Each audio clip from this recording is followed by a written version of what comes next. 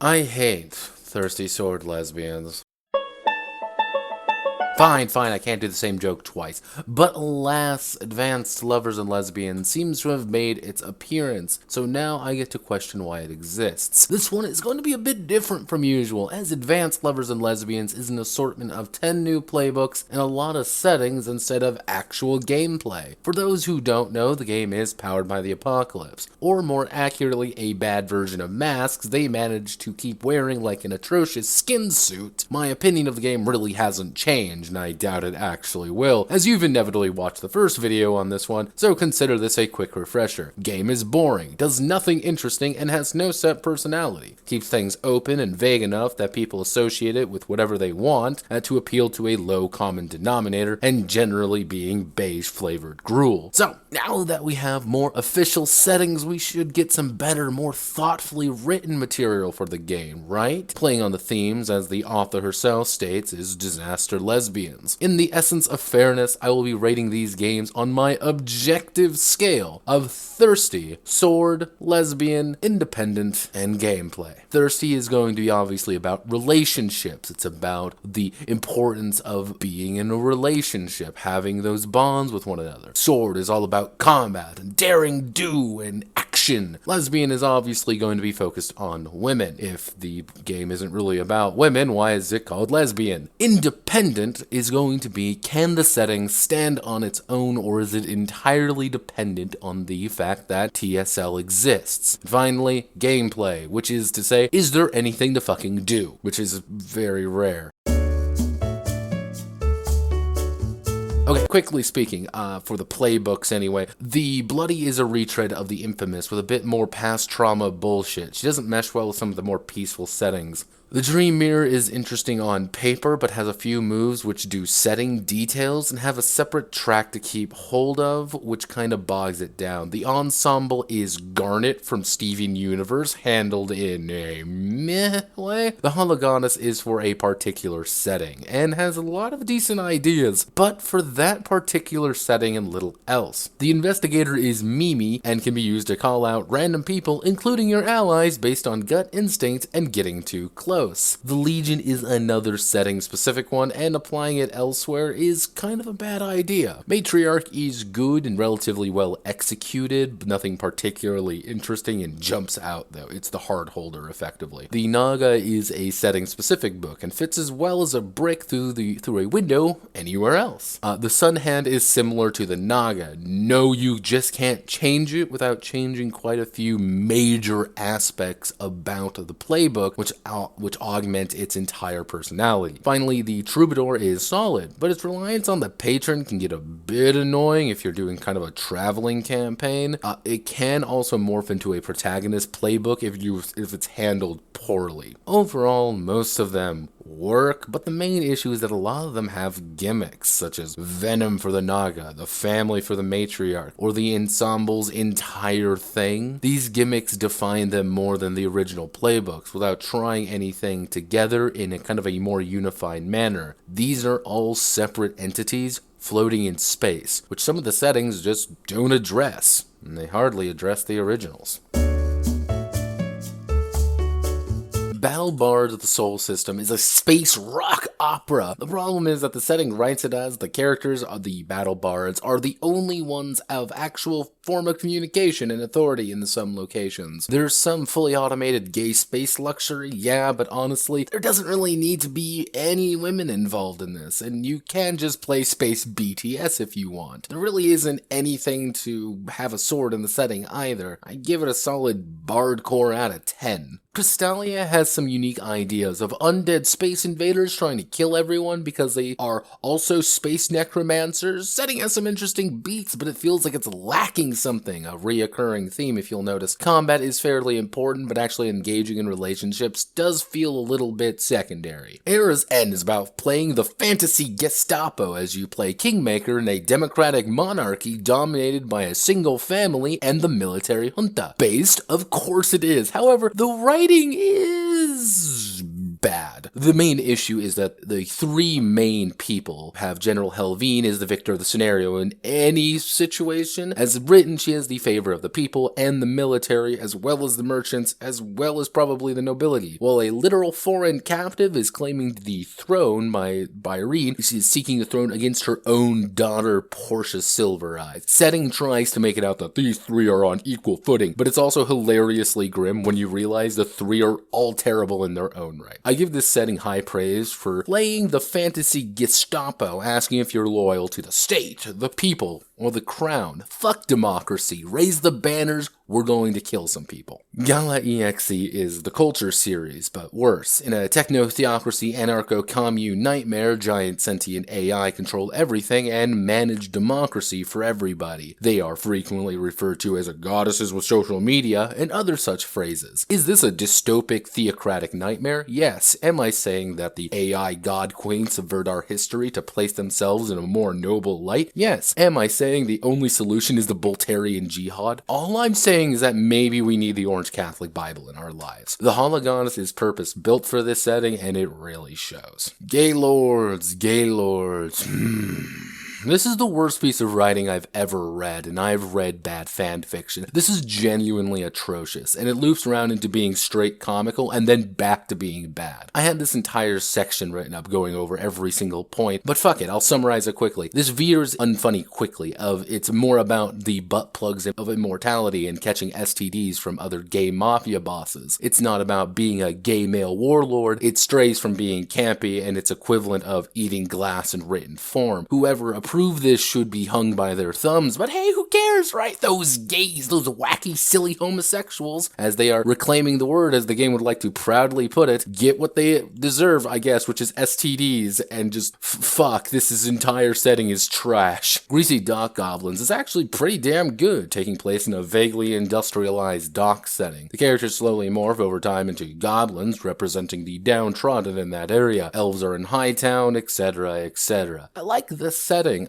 but I want more. Is there any reason to be a woman in it? No, seriously, there's nothing lesbian about this game really outside a single one-off line, which is really stupid. I like it, it's good, it's redeemable. Hyenas is a thing. It's fairly well done, but every step seems to fall on its face again, because this is a game about hyenas. Not metaphorical ones either, literal hyenas, but they don't necessarily go 100% on it either because of TSL-isms. There are some interesting side notes. I'm just going to leave that right here so y'all look at it, because I can't. Is this setting encouraging bestiality? No.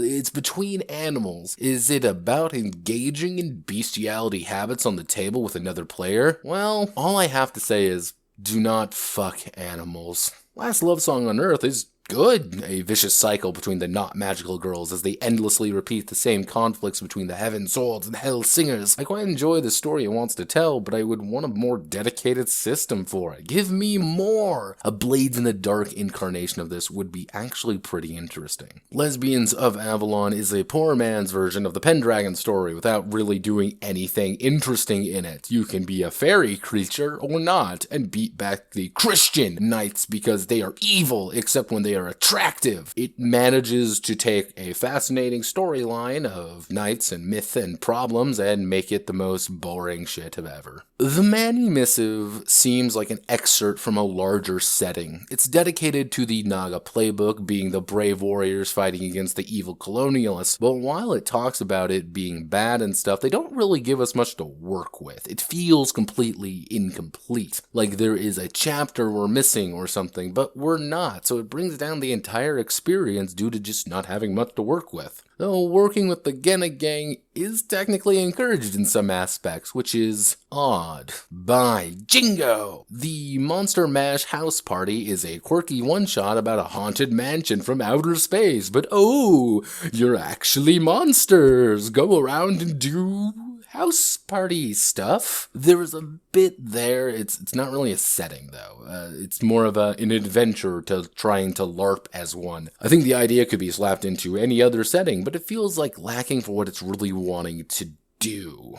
Queen Pin's Queen is the chess setting, and it's a weird one, because it takes place during the 1960s, pretty explicitly so, but the artwork has a whole host of furries and monsters in it, so it's also not the 1960s, but we also go to Latvia at one point. It's also about secret chess organizations trying to battle it out for supremacy, but it's also a setting with magic. It feels like some idea that someone thought was really cool, but decided to stretch it out over an entire setting, making it feel incredibly weak in many aspects. Even the chess doesn't really feel like playing chess, more just really dumbed down combat. There's no reason for this particular setting to exist outside of somebody masturbating to the thought of women playing chess being cool, but not wanting to include chess or women. But it doesn't consider any of the actual setting information it presents at all. Rainbow Scarab's Circus is another strange one, as the pitch is you are a dream circus moving across the dream world, and the real world, as you try to find yourself and those around you, is pretty fucking baller. But instead, it gets afraid of that sometimes. It goes back to the TSL comfort zone. Also is amusingly offensive to Asian people, because all Asian people are the exact same according to the writer, but hey, what do I know?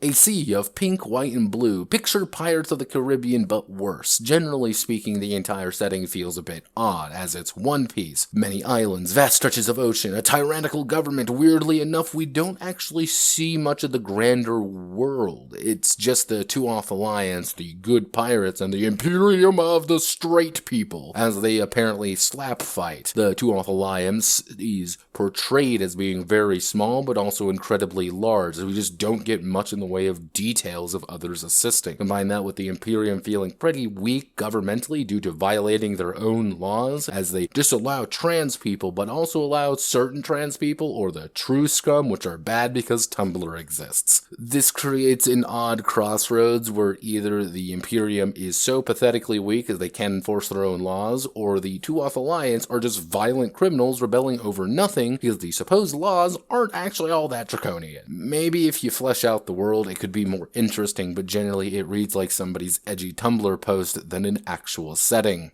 Shinsei Galactic Porusuru, I'm going to misspell that one horribly, is the wrestling setting. There are some mechanics for it, but it's WWE. Do you like wrestling stories? If the answer is yeah, you will like this. If you don't, you may laugh at the gimmick, but it's kind of a one and done thing. Sundew Garden Bakery is a setting that could have been interesting. A colony ship gets fucked up and drops off a bunch of people and is on a half terraformed planet before leaving. It's a desperate fight for survival while living in the inhabitants of this new world while holding back your own. Also trying to survive. Cool, right? Well, the problem is that you really don't get all that much with it. You effectively get this small vertical slice of the least interesting parts of the setting, but not the entire thing, which could be useful or anything. It's kind of dull, it's boring, and gray for a world that really should be bright and full of color.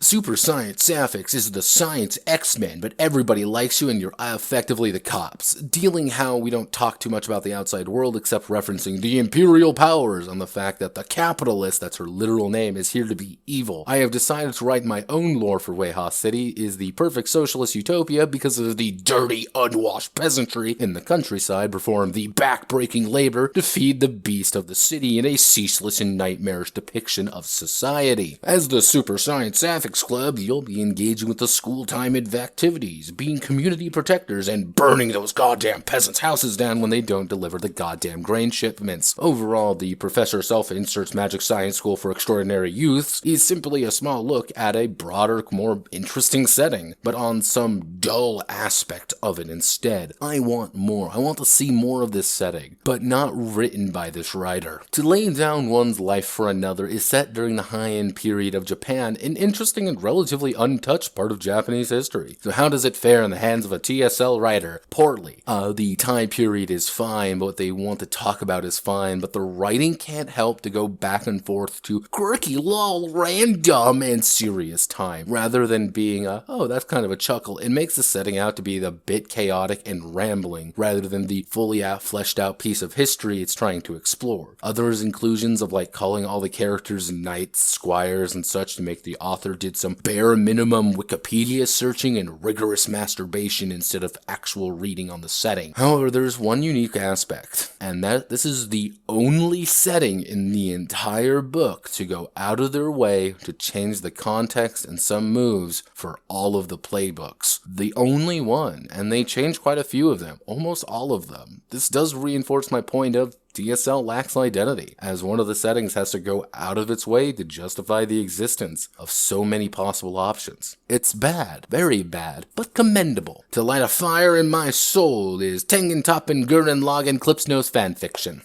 The Tragedies of Waldron Hall is an adventure that pretends to be a real setting. It's England, and there is a manor with people in it who are also evil but not, and there is a vampire who wants back in. Things happen, the end. What, do you want more? Well, this is the bottom of the goddamn barrel, the story you have in the back of the Gothic Horror for Dummies manual, the one you hand you as an example in class. There's nothing bloody here. Wasteland Roller Derby is the last one and has zero reason to exist. It's this post-apocalyptic, and oh no, we decided to resolve our differences with roller derby for some reason. They give no reason to it. Why roller derby was adopted, even if a single sentence or two could have summarized it perfectly. But they instead chose not to address the elephant in the room. The issue is that it immediately forces you out of the setting, as you can't get immersed in something that doesn't even justify its own existence. Truly, the setting is pointless, utterly pointless. I mean, I guess the roller derby is fine, but it didn't need to be post-apocalyptic. No, I think the writers just wanted more justification to show us that they love their scalies and furries. And that concludes all the settings and playbooks. There are 2 adventures as well, but they are fine and not really worth talking about. This is the meat of the book, the reason to buy the entire thing. And should you? No, of course you shouldn't. It's not really anything worth value outside of justifying the almost $30,000 game made on Kickstarter and the additional $97,000 for the second print run on Kickstarter for this book. It manages to shit on the carpet and vomit on the floor as everyone claps as its frantic spasms of agonizing pain, wanting the feel-good audience to pat themselves on the back for feeling good about themselves and leaving it, the squirming mess, to die in agony. TSL continues to prove to me that it is creatively bankrupt and worse, dull. I spent an absurd amount of time telling you about it too, but I'll give you this TLDR. It provides nothing, for it does nothing, for it has produced nothing. My name is Notepad, and this was Advanced Lovers and Lesbians, a TSL Sourcebook. If you like what I do here, feel free to like, comment, and subscribe. And thank you to all of the plutocrats as always. Now I must go. Go be racist to the French.